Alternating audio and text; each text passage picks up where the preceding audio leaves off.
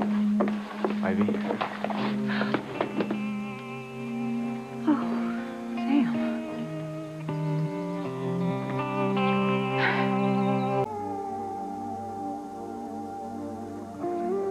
I'm sorry I startled you, Ivy. Mrs. Crane. You can call me Ivy, Sam. You used to. That was a different time. It was a different you and me, Mrs. Crane.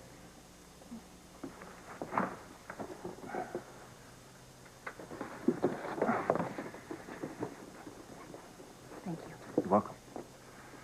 What are you doing here? Your husband wanted to see me. Apparently he's always had approval over the annual police budget. Oh, yes, I suppose he has. We also have to go over plans for the police benefit. Congratulations on your promotion to police chief. I saw the announcement in the paper. Thanks. Your husband didn't tell you I was coming over? No. Julian would have no reason to assume that I would care about seeing the new police chief. I never told him my name. I think that's best. I didn't tell anyone either. Your husband's expecting me. Of course.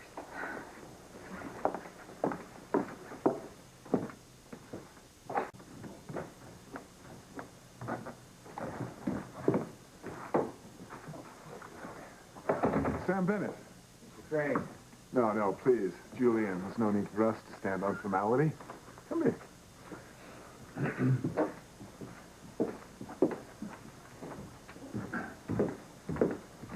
I think I told you I threw a lot of support your way when your name came up at the town council to sit, replace Chief Gallo.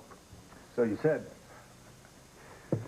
I see you've met the wife. Yes, we just met outside. Ivy, I'd ask you to join us, but I'm sure that you have more exciting things to do. Actually, I don't. I'd love to know what's in the annual police budget, and I am part of the benefit after all. You're not serious? Would my presence bother you, Chief Bennett? Of course not. Why should it? Good. Then I'll stay. I'm sure that you understand, Sam, that this meeting is merely a formality, that my aides will review the figures and get back to you. I take it that's how it's been done previously? Exactly.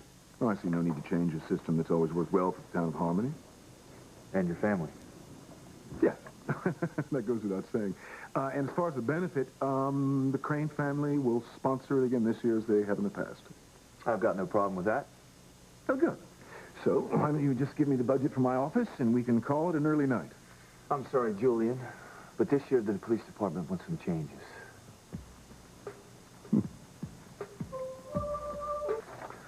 So we're not going to budge on this last figure, Julian. I see. So then you sign off on the higher amount.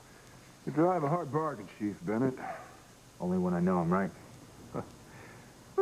Fine. Now, we seem to be through. Let's have a drink. Sure there are no hard feelings. What's your poison? I'm sorry, I'm going to have to pass. My wife and some friends are waiting for me at home.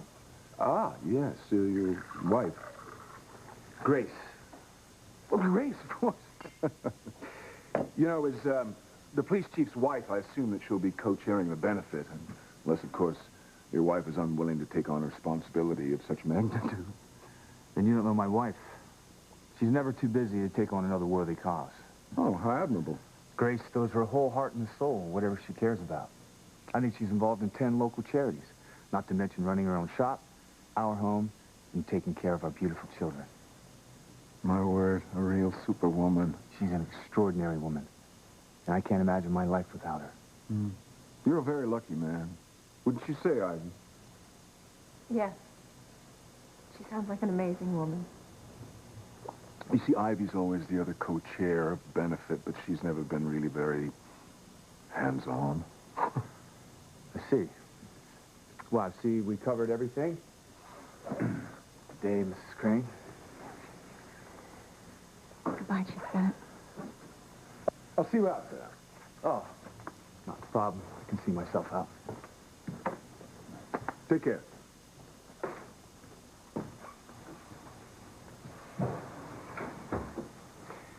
I'm not so sure it was a good idea to back Bennett. as the new chief of police. Why, Julian? Because he didn't let you walk all over him like the last 3 police chiefs did? Seems a little too sure of himself for my taste. What did you think of him, Ivy? I couldn't really say. Well, that's true. You only just met him. What do you say we dine together this evening, darling? No, Julian. I think I'll have a tray in my room. I should have known better than to think you'd want to share even as much as a meal with me. You certainly don't share anything else. We have an agreement. Mm-hmm. You know, you really surprised me this evening, Ivy. Oh? You've never once deigned to audit one of my tedious business meetings. Why did you break your cardinal rule and sit in on my session with Sam Bennett?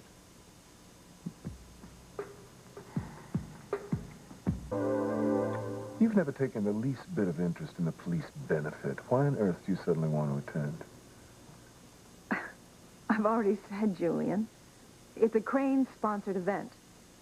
It's my duty as your wife. When were you ever interested in fulfilling any wifely duties? What are you up to? Well, since you asked, I'm doing it for Ethan. Ah, I should have known. Always Ethan. Well, Julian, really, someday Ethan will be taking over the family business. And you and I should be doing everything we can to make this transition as smooth as possible. Well, that transition, as you call it, is still a long way off.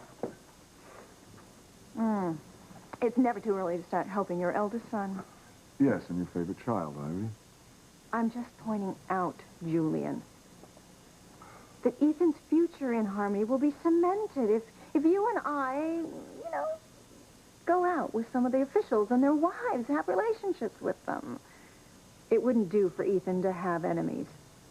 What do you mean, like Father and I do? You said it, Julian, I didn't.